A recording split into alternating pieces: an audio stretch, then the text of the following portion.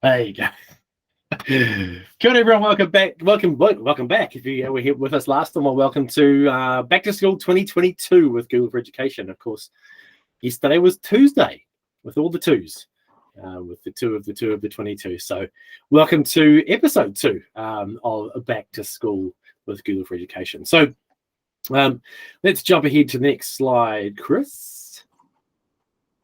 So, kia ora whanau, ngā mihi nui ki a koutou katoa ki a papatuanuku tēnā koe ki te whare tēnā koe ki te tupuna tēnā koe tēnā koutou katoa ti hei mauri ora. So, welcoming you all in today, paying respect to the earth you stand on, to the house you sit in, and to your ancestors who've gone before you. And we acknowledge and respect ngā iwi Māori as tangata whenua of Aotearoa, and we're committed to upholding the principles and partnerships of Te Tiriti. So welcome to you wherever you happen to be watching this from now, or on the recording as well. And I'll hand over to Chris. Thanks, Steve. And heading over to the West Island, we would like to acknowledge the traditional owners whose cultures and customs have nurtured and continue to nurture this land, Australia. And we honour the presence of the ancestors who reside in the imagination of this land and whose spirituality flows through all creation. And those lovely graphics there were done by Aboriginal artists for Google, just to represent some of the many lands that we live and work on. Obviously, not all of them, because there are many, but that's some of the I guess the major ones, or where major cities are. Yeah, nice. You know what I mean? Yeah.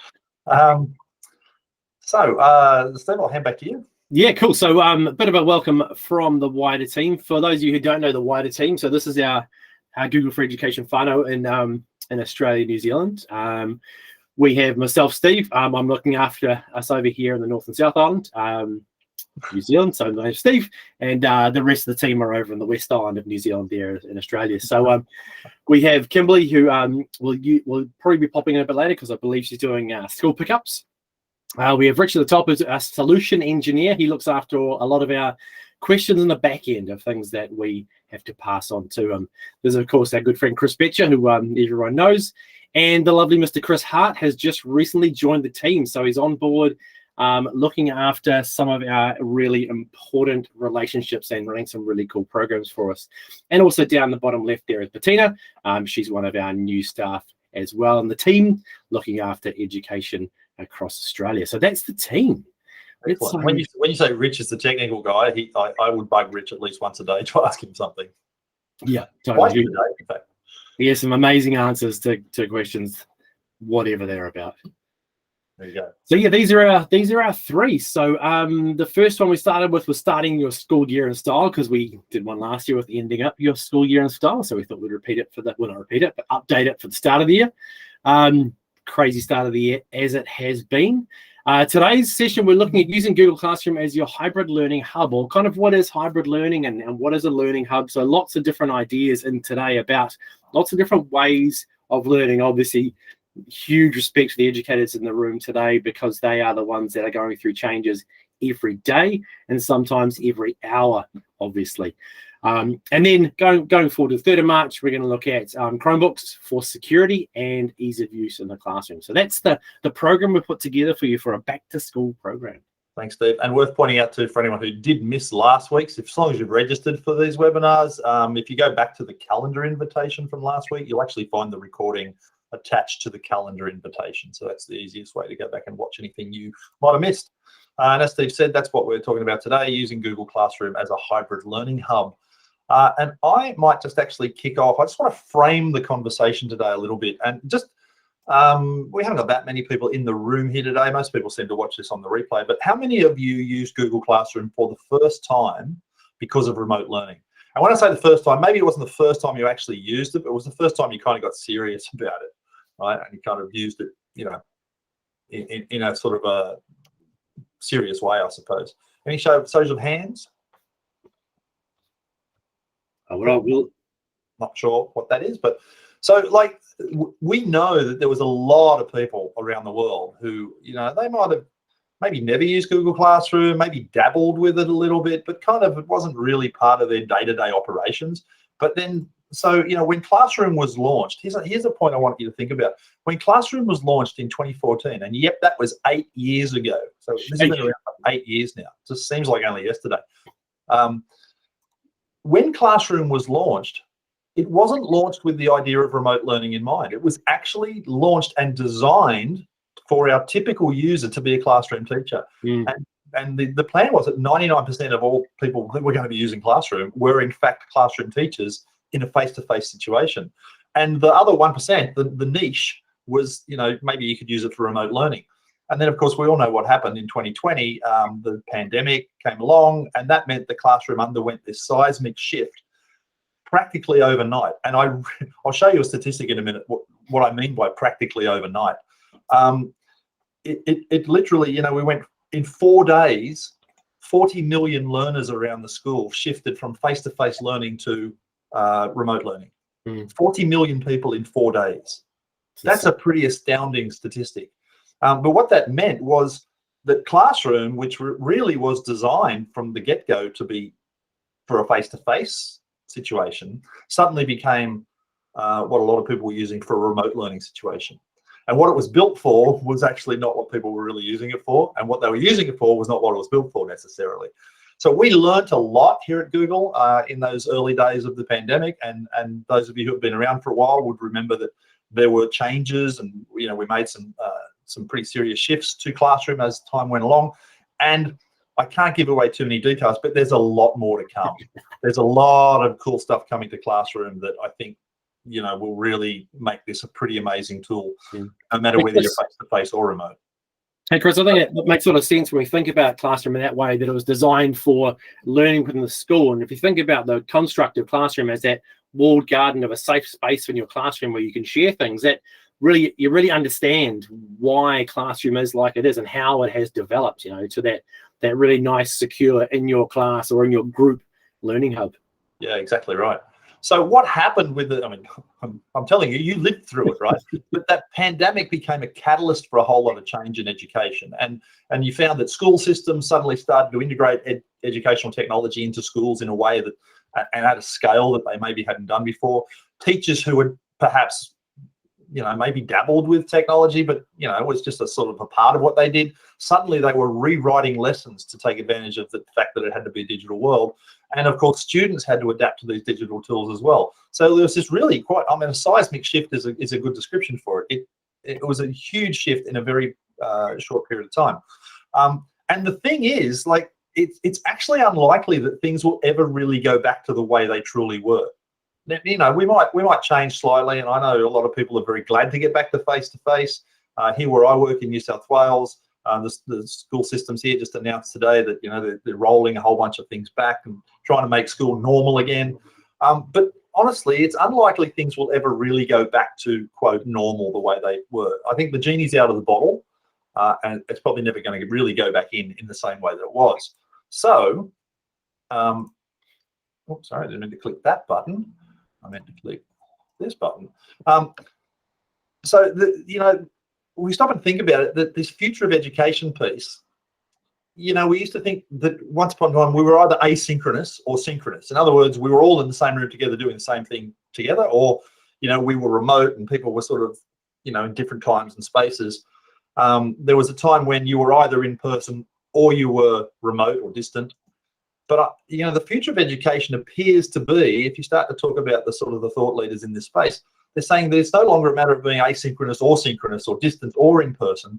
It's now asynchronous and synchronous and distance and in person. It's all of these things together.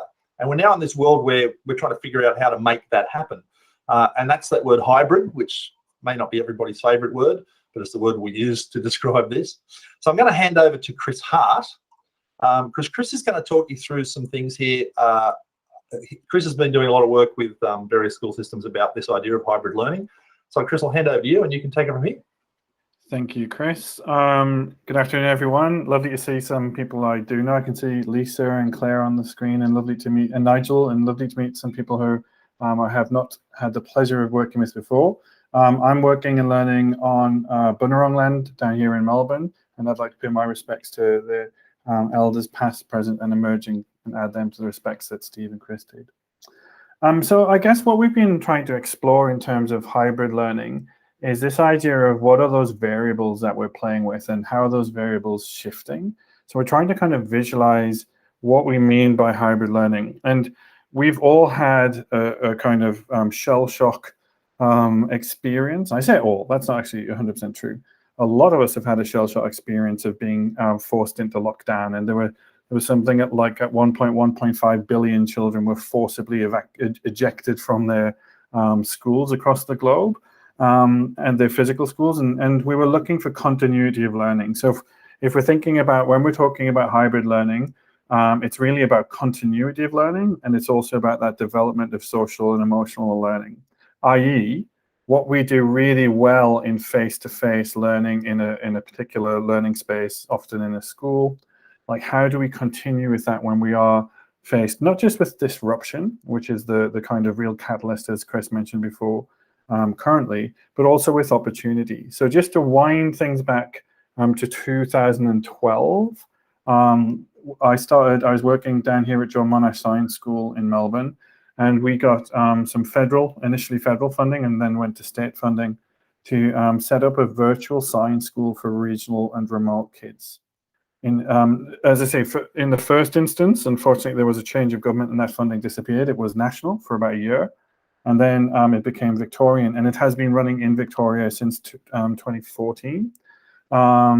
So basically, what I want you to imagine is the situation where you have kids who are either at home or in their own schools connecting in. It's a distance education thing. And in fact, if we go even further back to things like School of the Air, we've been doing distance education for a long, long time in Australia.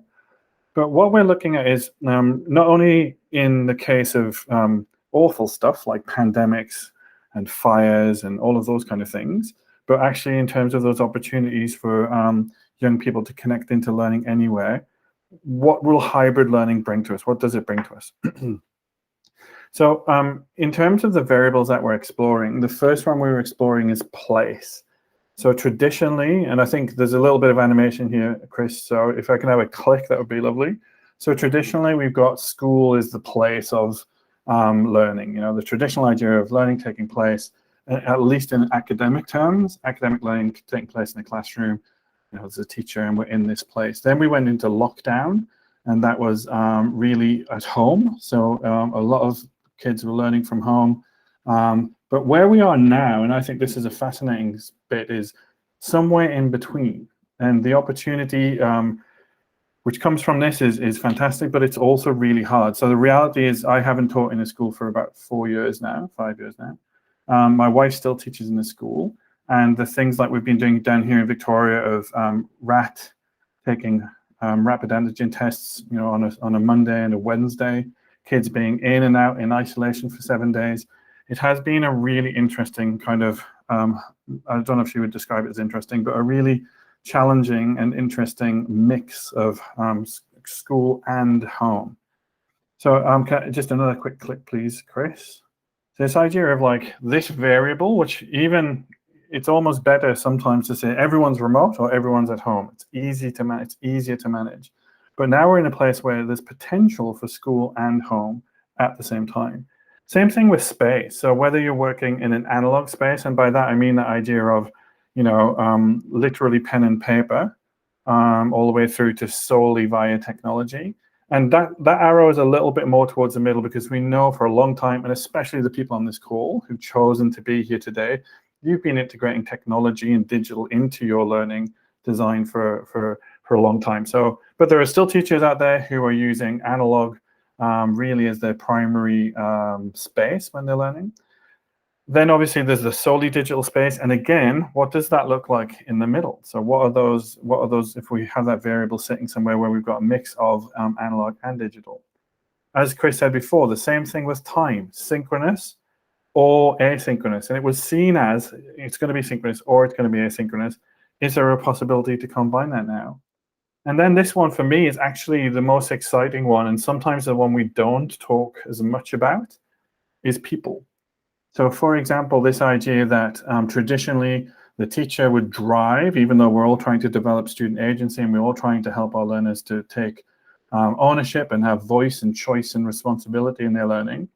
Traditionally, the person who drives that is the teacher. Now we start to think, well, hang on, is that always going to be the case now? Can we reimagine not just what the students are doing, but also the adults who they're connecting with are doing. And my kind of story to illustrate this one is, it goes back to Emerging Sciences Victoria, which is this online science school. And we connected with a wonderful astrophysicist. So it's a year 10 astrophysics course. There were 60 students enrolled, 2 teachers at John Monash. So the 2 teachers are in a little studio at John Monash. All of the children are connecting, or the young people are connecting via workspace. So they're collaborating in docs, they're sharing information, building slides together, all that kind of stuff. But then they were also connecting to an astrophysicist called Professor Eric Manajek, who is at the University of Rochester in upstate New York. And Eric studies a planet which has a ring system 200 times bigger than Saturn's ring system. So just trying to kind of figure out how big that is pretty big. So Eric, who we found through a friend, passionate about astrophysics, he jumped on to the lesson, the Google Meets, and was sharing with the students his passion for astrophysics and this work he was doing around research into this massive planet and with a massive ring system. And then he came about 4 lessons across a 10-week term. And we couldn't get rid of him, right? I mean, he literally wanted to be there all the time, connecting with the kids, inspiring those young people.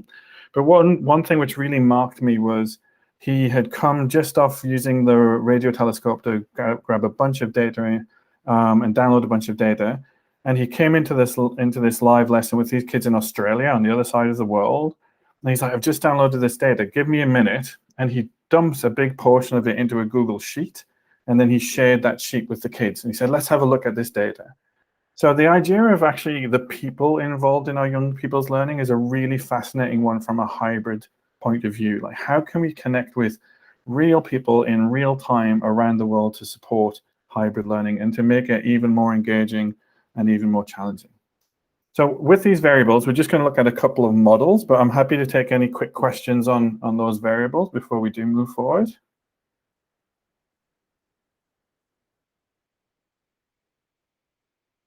All right, Chris, and let's jump on to next. Well done, Chris. I always say you should wait 8 seconds for questions. All right. I'm literally counting in my head.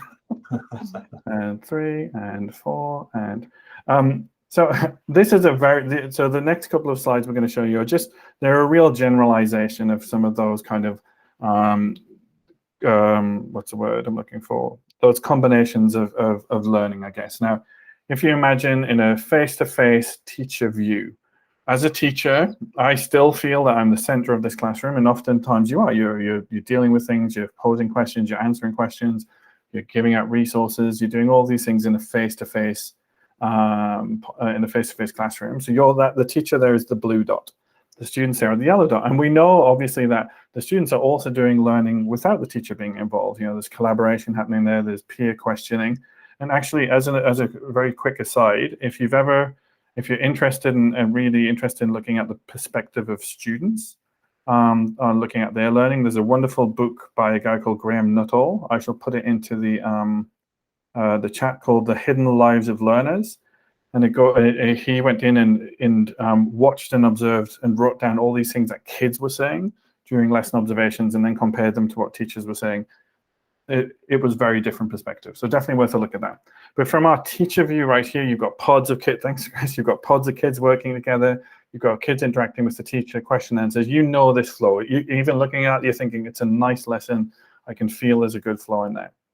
So what happens, though, when we go into that remote teacher view? And you'll have had this experience yourself, or you'll have worked with people who've had this experience of that feeling of, oh, suddenly I'm in 2 dimensions. I'm facing a screen in remote teaching. I've got these kind of, all of these kids flat on my screen. I have to scroll through to see them. And the thing which is a really contentious but interesting question is, what about kids who turn off their cameras? So how do I build a relationship with kids who turn off their cameras? And indeed, it becomes a real challenge because of lots of reasons. Like, I'm actually in my 16-year-old's bedroom right now doing this because my parents are here. So you might notice his posters are blurred out in the background.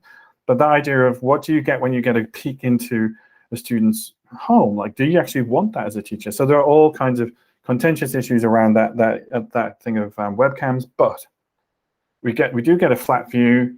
There's definitely some collaboration and interaction with kids, especially if they're using something like Google Workspace and they're able to collaborate and they're able to communicate.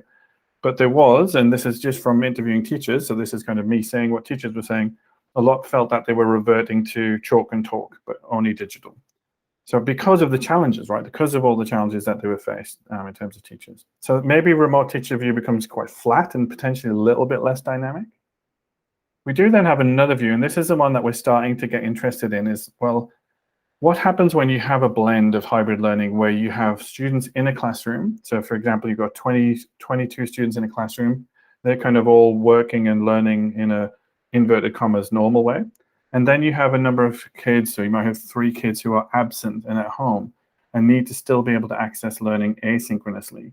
This is where Classroom, obviously we think, is a phenomenal, and as Chris alluded to before, becoming even better tool to support kids who access learning asynchronously while other kids are learning synchronously.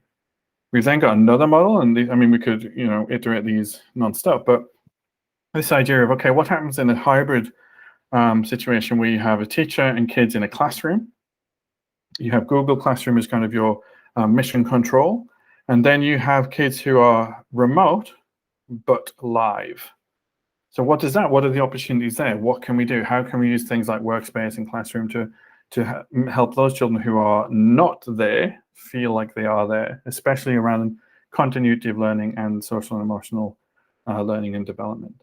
And then lastly, let's just have a quick look at what this could look like for a student. So a student who is remote and they are maybe plugging into a live class, they definitely, you know, there's a teacher there, that little blue dot is their teacher. They're looking into Google Classroom to get hold of content, assignments, feedback. Maybe they're live chatting though, using Google Meet, Google Chat. Maybe they're also collaborating in a doc or a slide or a worksheet or whatever it might be. But they're also, because they're at home, they're also able to jump on their mobile phone, watch a YouTube video, look up stuff on their devices that they have. And I will be really honest with you, when we were in 250 days of lockdown, whatever it was, my 16-year-old started, you know, sitting smartly at his desk with his laptop and his iPad, and he was like, and he's working really hard. At the end of week 1, he was lying in his bed with his devices and his camera off. And by the end of week 2 or 3, he was trying to play Fortnite while he had the lesson being streamed to him on an iPad. So there are lots of distractions, but there are also lots of opportunities there for our young people. So what we're really excited about is this space of hybrid learning, where it is flexible, where it is dynamic, and there are lots of opportunities, is definitely a professional learning challenge for us and for all of our teachers. It's definitely a technical challenge of learning how technology can do this. It's also a pedagogical challenge. There are lots of different challenges in here, but it's also a really great opportunity for us. So what we're going to do now, I think, is we're going to just pass over to Chris and Steve and explore a little bit more about how Classroom kind of can enable this kind of learning. And just before we do that, are there any other questions, anyone, or any comments or anything anyone wants to ask before we do that?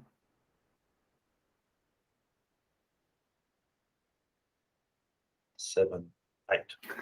So I do 1 and 2 and 3. It's all 16 seconds, really. Thanks. I appreciate that background, and I know you've got tons of experience because of the John Monash Science School project stuff that you were doing. So they're good insights. By the way, before I move on, just a little hot tip for anyone. I'm using Google Slides, obviously, and you can see my mouse. No, you can't actually see my mouse. Sorry. You can see my mouse moving around the screen. Little hot tip: if you press the L key, it turns into a laser pointer, and if you press the L key again, it goes back to an arrow. So, you know, just hot tip. I'm going to go to the next slide. I just want to I mentioned before this rapid rise of Classroom. And like I said, the thing that really struck me as we started to think about this session today was I hadn't really thought about it before, because for the last couple of years, I've been dealing with helping schools deal with their remote learning situations, and primarily leaning heavily on Google Classroom. And even in my head, Classroom's become this sort of tool to support remote learning. And it hadn't really occurred to me that we're 100% right in what we said before. Like, it was never designed for that. It was actually designed for face-to-face. When I was still in a school teaching in a classroom, Classroom had been released at that point, and I just moved all of my face-to-face lessons to using Classroom as kind of the platform that we were working on. And I'd put all the work in there, and the kids would always know where to find stuff. So it made a lot of sense to me. But just to put this in perspective for you, in January 2020, we had about 40 million users using Google Classroom. And if you were to stack 4 blocks on top of each other, each one representing 10 million users, that's what it looked like. 6 months later, in July 2020, we had 170 million users. That's a pretty rapid rise of anything, going from 40 million to 170 million in 6 months. So yeah, I think we all learned a lot, not just you guys using it, but us building it. We also learned a lot about what the Classroom is, was, should be, and everything else. I think, Chris, it was it was that time when we started getting a lot of really good feedback on, hey, what about this and what about that? When people who are new to Classroom kind of said, well, why can't I do this? And people who have been using Classroom for quite some time went, yeah, it'd be great. That's a really good idea. And you're right. It was, for me, when I started using it, I remember back then it was, I kind of saw it as the front door to my drive, because before then I was kind of sharing links, and it just made things so much easier. It made it kind of the spot for everyone to go to, Exactly. So I just want to, I'm going to do a little bit of practical kind of hands-on stuff now. I just want to run you through some of the things you can do in Classroom, give you a couple of demonstrations of how some of the stuff works. But I want to put it in the context of what I think is a reasonably typical workflow for a lot of teachers. And you can see it's there on the screen. So as a teacher, you come up with some work you'd like your students to do. You assign that work. The student does the work. Hopefully there's a feedback cycle in here. Oh, let me get my laser pointer. Hopefully there's a little feedback cycle in here at some point where, while the student's still working on it, they ask for feedback, you give them feedback, and that could go around the loop a couple of times. But eventually at some point, the student will submit the work. The teacher will then grade it. They'll return the work. The student gets the feedback. The teacher records the results. It's kind of a typical workflow. It's a fairly conventional one. A lot of teachers are doing much more interesting workflows than this, but again, a lot of teachers, this is what they do on a day-to-day basis. I just want to overlay this with these little green boxes, and these are all the different aspects and features within Classroom that I think can help with this process. So, for example, when you're assigning work to students, you can attach a rubric so the students have a sort of clear picture about what it is they're actually being asked to do. When they're doing the work, the student can run themselves an originality check, so they can make sure that they're not, plagiarizing inadvertently or advertently. They can run that check. But there's also an incredible number of ways that teachers can leave feedback for students by way of comments. So there's private comments, teacher to student, student to teacher. There's also class comments, student to whole class, class to teacher. There's also in-document comments, so very specifically going into a document, selecting a specific sentence or a word and leaving feedback specifically on that word. And of course, there's also the ability in Classroom to have a video call where teachers could provide feedback in that format as well. When a student submits the work, they can attach that. Obviously, you can attach pretty much anything to a Classroom assignment and send it back to the teacher. When the teacher grades it, they then are able to use the rubric that was used when they assigned the task to actually help with the grading process. The teacher can also run an originality check, and I'm going to show you all of this in just a sec. When they return the work, again, you've got all the commenting stuff that I mentioned before. That's available right through this process. So at any point in this process, the conversation and the communication between teacher and student, there's a lot of ways that can happen. When the student receives feedback from the teacher, it's also possible to use the guardian summaries feature in Classroom to make sure that parents or the guardians are also keeping up with the feedback that student's getting. And then finally, when it's all done, there's a built-in mark book, and we're currently rolling out the early stages of a student information system sync, so that as all this stuff happens, it's actually synchronizing back to your school SIS. It's just a one-way sync to Classroom at the moment, but we're looking at a two-way sync back to the SIS in the future. So that's just an example of the kind of workflow ideas that I just want to touch on. So these are the things I want to, time permitting, dig into a little bit here. I want to look at, we'll go into Classroom as both the teacher and the student. We'll look at how some of these things can be used in terms of setting assignments, adding the rubrics, providing the feedback, the originality checks, the guardian summaries, and even the Meet integration. So that's my plan to see how much we can fit in here. So let's just kick out of here. Now I've been sharing my tab, but I'm just going to stop presenting and share my whole screen so you guys can see what I'm doing. Go here. Sorry, a little bit of juggling. We'll do this and share my entire screen. And you want that one, that one. There you go. Hey, Chris, I think that the really nice point about the rubrics as well is that they are, you can edit them, you can change them. So you can give them a mark, hand it back, change it, get it back again, change the rubric, give it back. You know, so that backwards and forwards is brilliant. And the fact that you can use that rubric as an ongoing learning discussion as well. Well, there's a few things about rubrics that I think are newish, and maybe not everyone's on top of it. And the number one thing is, so let me just go into see. I've got this folder here in Google Drive, and you can see I have a number of Google Sheets in here, which are actually rubrics. Because when you design a rubric in Classroom, you can actually export it out and save it as a sheet, and then use it to re-import into another project. So once you've created a rubric, really easy to reuse them over and over again. Interestingly, if I was to open one of these things, like say this multimedia project rubric, you can see the rubric looks like that. In fact, if I just grab everything here and just wrap that text, sorry, which one? That one there. And perhaps I'll widen all these columns a little bit so you can see what's going on. So it is a rubric, but it's probably laid out a little bit different to what most of us think about. And by that I mean there's some blank lines here. This is in that column, but this is in columns B, C, D, E, and so on. So you can't just take an existing rubric that you've maybe created in, I don't know, a Word document or a Google Doc or something that you've been using for years and just import that. Doesn't quite work. It's got to be in a specific format, okay? And so you can just use one of these sheets to do it in here, but I'll show you a better way to do it. But the rubrics are importable. I guess that's the point I'm trying to make here. So when you go into your Google Classroom, and I'm assuming everyone here has at least some knowledge of Google Classroom, so this is not going to be a 101 classroom session. I'll assume you know something. And if you don't, well, we've got another session for you coming up at another time. But when I go into here for the classwork page, and you can see, so I've got some work in here. So when I go to create an assignment for students, the two things I want to draw your attention to, first of all, is this rubric button and the plagiarism button and how you turn those on. So first of all, let's just call, I'll just sample task, we'll just call, right? As soon as I give it a name, you notice the rubric button comes to life. Until I gave it a name, the rubric button was grayed out.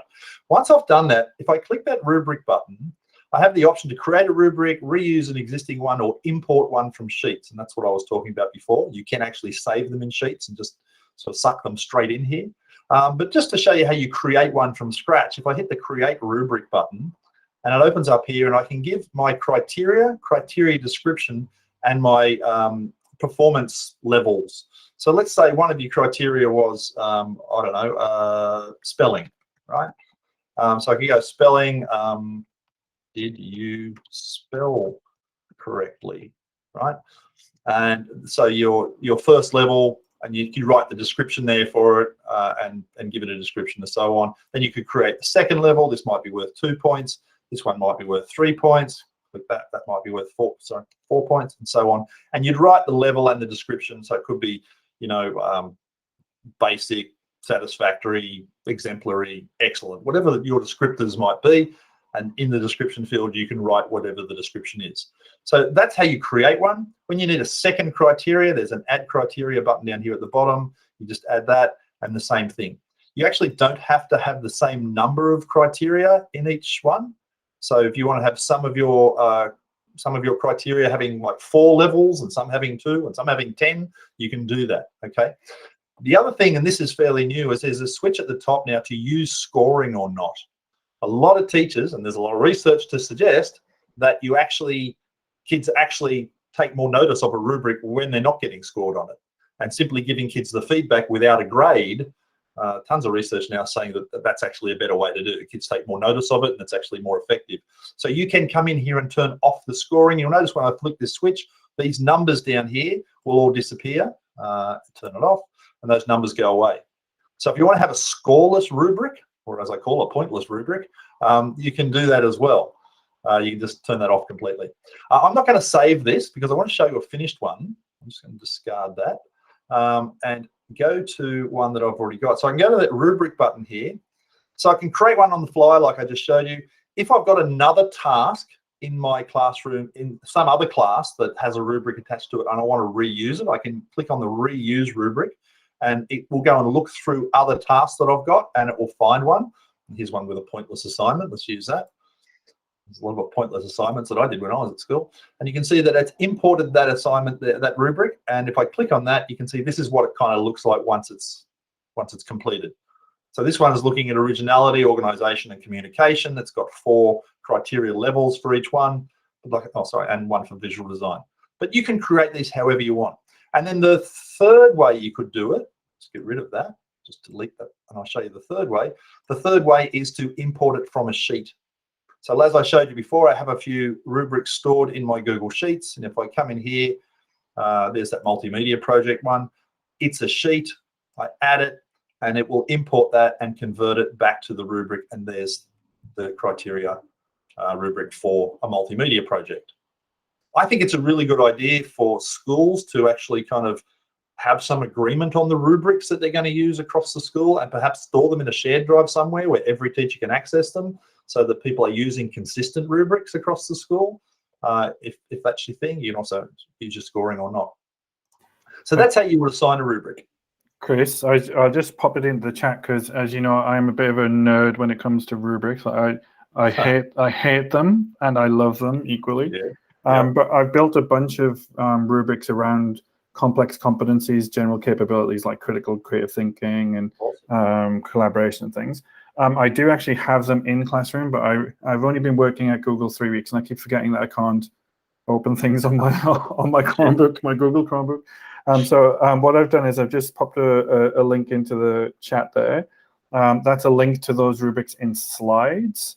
But they're really easy just to copy and paste into Classroom, or indeed copy and paste into a sheet. So if you do run a project where you're particularly looking at collaboration, for example, as one of the complex competencies you want to examine, then you just, as Chris just showed, like just reuse that rubric again. And that's one of those lovely pieces because kids see growth in that as well. They might have got a lower level in collaboration in this first project, but they've actually got better at it, and indeed they get a better mark around that as they move forward. So please feel free to use those, and any feedback on them is always welcome. Fantastic, thank you for that.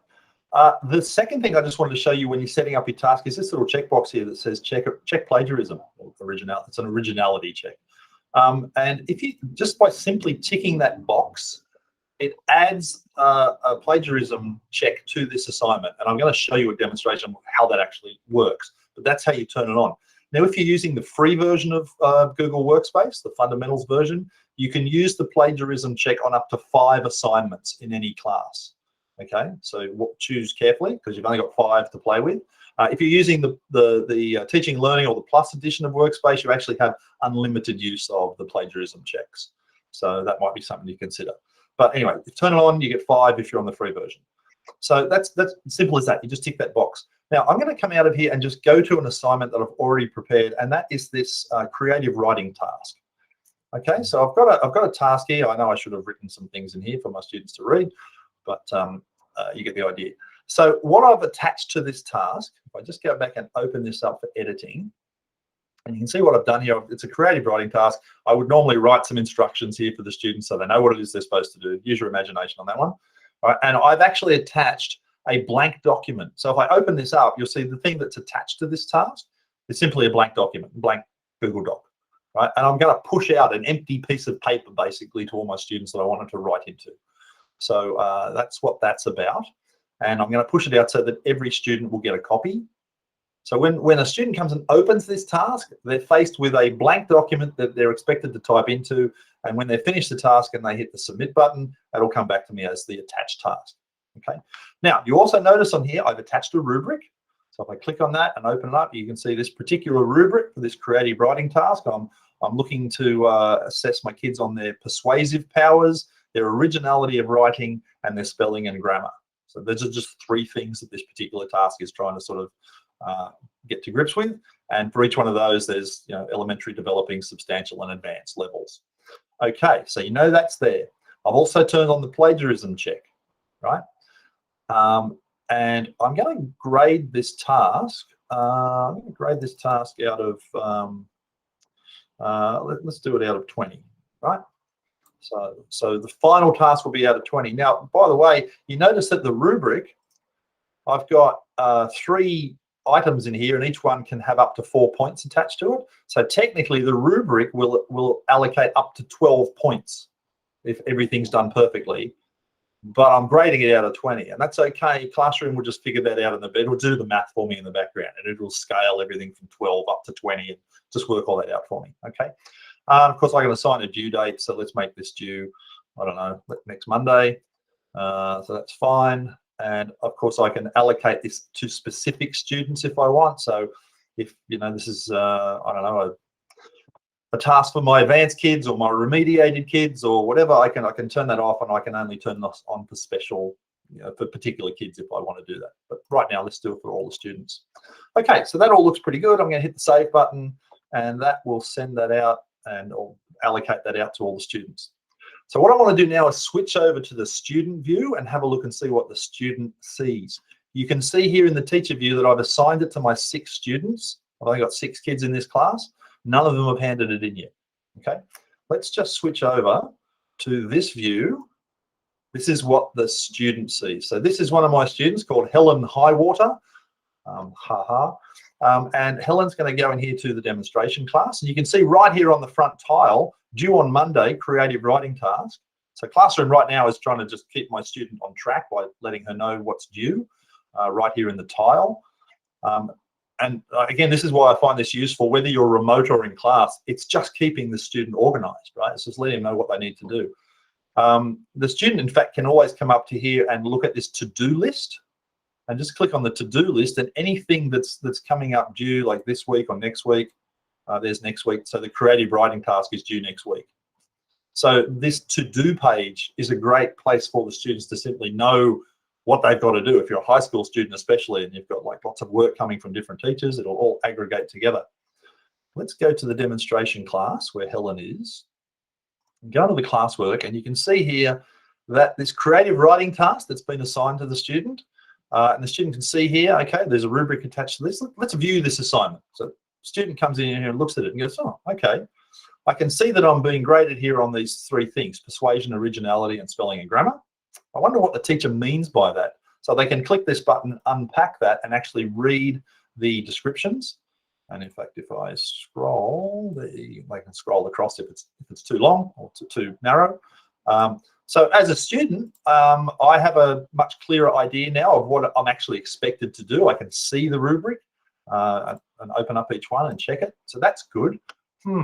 If I'm not sure what to do, I can add a class comment. Now, when I add a class comment as a student, has anyone else started the task yet? Right? I'm actually asking this of the class. So this is going into a class discussion. The teacher obviously sees it as well, but that class comments down the bottom here is seen by everyone in the class. On the other hand, if I'm the student and I want to write a private message to the teacher saying I'm not sure what to do, I've got private comments over here. So I can always do that and say, can I get some help with this, please? Right?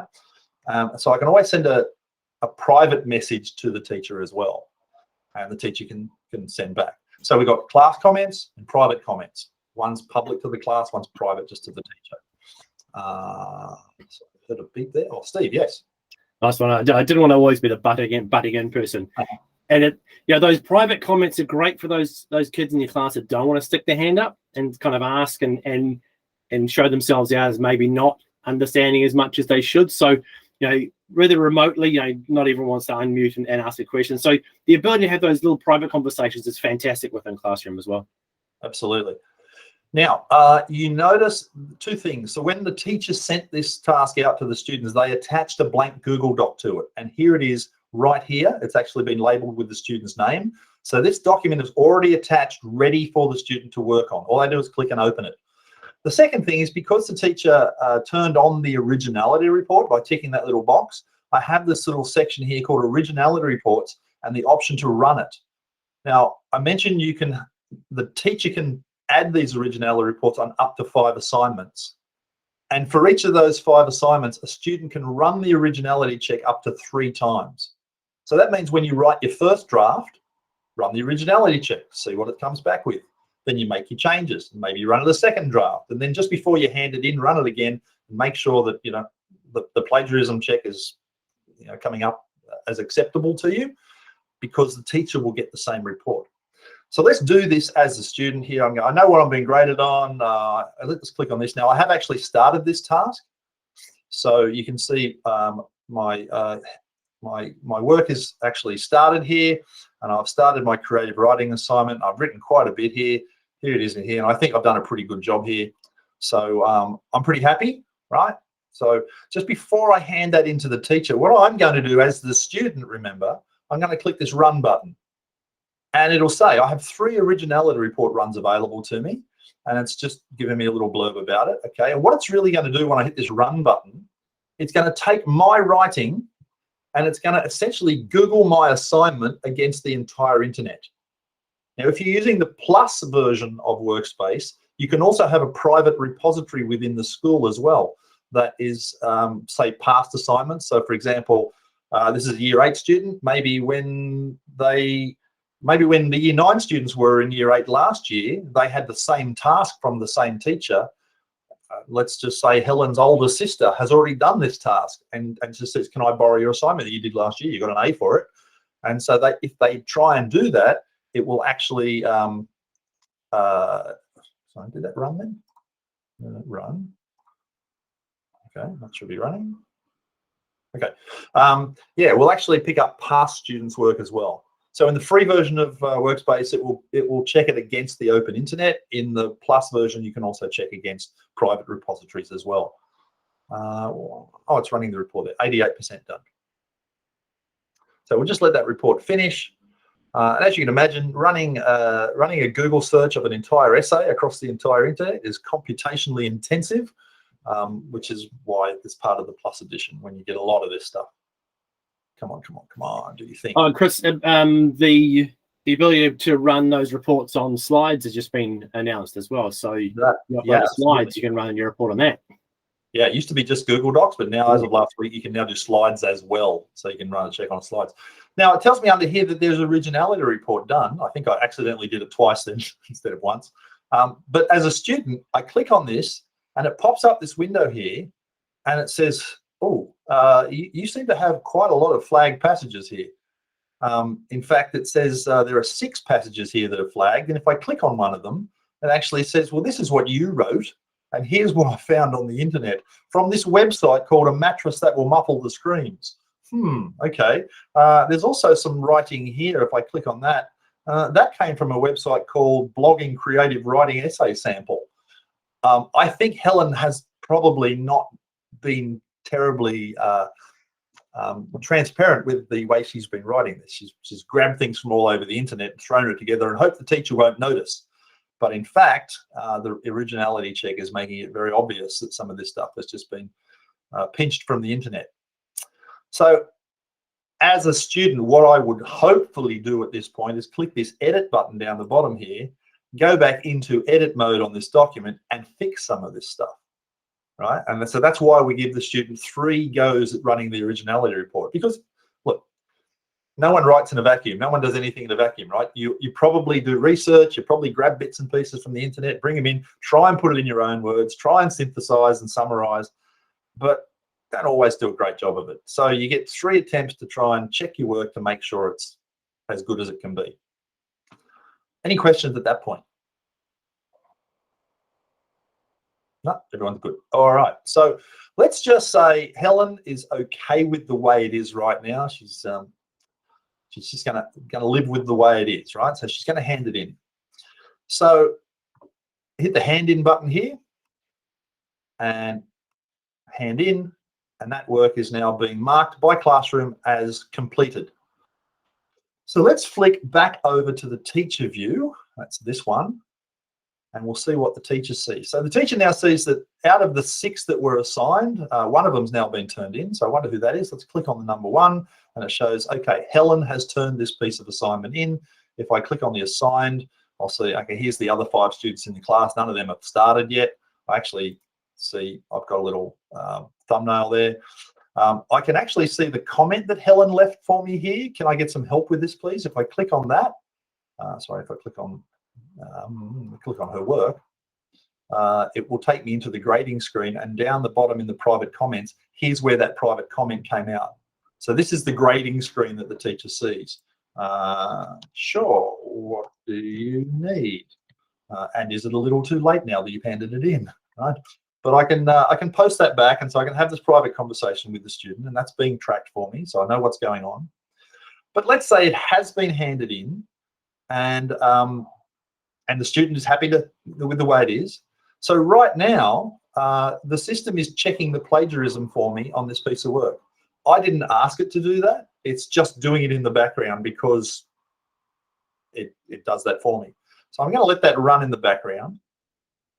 But when I turn that on, what I'll see is the same thing that Helen saw. I'll see the fact that there are 6 plagiarized passages, and I'll know where it's from. And depending on how nice a teacher I want to be, I could always go back to that student and say, look, you've handed this in. It's not due till next Monday. Can I encourage you to perhaps go back and have a rethink of some of these things? Because obviously there's a lot of plagiarism in here, and we can have that whole conversation, right? But let's just say I'm going to proceed and actually grade this right now.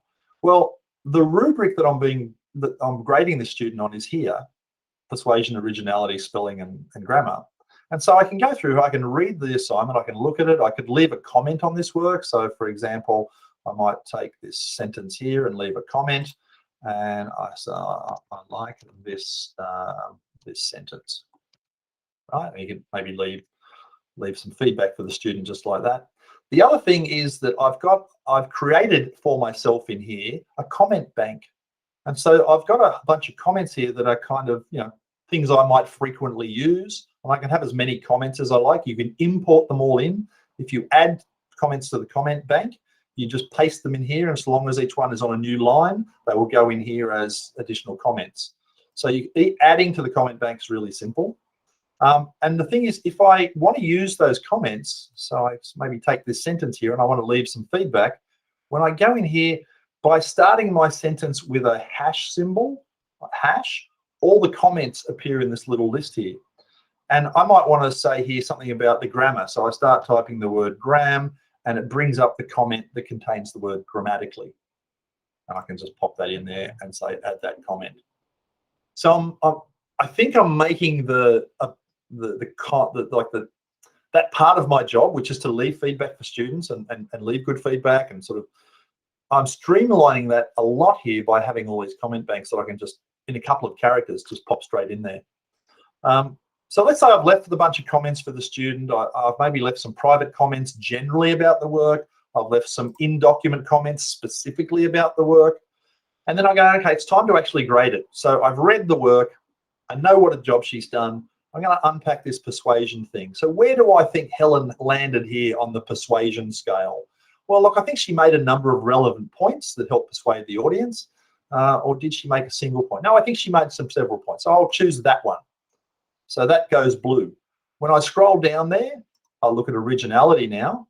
So originality, was she very original? Well, no, she was. She plagiarized a lot of work. So I'll say your work contains a significant amount that's been taken from other sources. I'll do that. And then I go down to the spelling and grammar one, and I can say, well, as far as spelling and grammar, she actually wrote quite well. So it didn't have a lot of spelling or grammar errors. So I can do all that, and you'll notice what's actually happened for me here, if I just fold that up, is it's marked the blue spaces here on the rubric. So I have a visual representation of what the rubric's telling me. I can also see that it's added up here for me, that she got 8 out of 12 according to the rubric. But because I wanted it graded out of 20, it's actually scaled it here to 13.3 out of 20 for me. So I've got the students marked for me. That's all really good. I've left some comments. Next time, less plagiarism. I can't even spell that right. Okay, but you go post. I'll stick that in there. And then I hit the return button, and the student will be notified. I hit return. That goes back then to the student. If I close the grading page now, and by the way, the grading page here has a link here to all of my students. You can see I've graded Helen, so there's a 13.3 grade there. The others haven't handed it in yet, but once they did, they'd all show here, and I can grade it, and I can jump from any students. If I want to suddenly go and look at Justin's work, which is still blank, right? I could do that.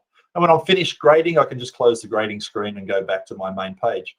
And so there's Helen. Here's her results here showing on the rubric. Here's the private conversation we've had. I've got everything in one place, which is great for me as a teacher. I don't have to go hunting around. Great for the student. She doesn't have to go hunting around. She knows where everything is. In fact, let's go back to the student page here. Let's go back to there. So I'm now back. This is Helen again now. You're seeing what the student sees. You can see the rubric has been graded. I've got my grade here, 8 out of 12. And somewhere here, it'll show me the whole grade. And now where am I going? Demonstration class, classwork. Sorry,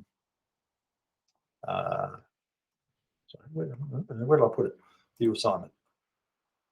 Oh, there you go, classwork, 13.3 out of 20.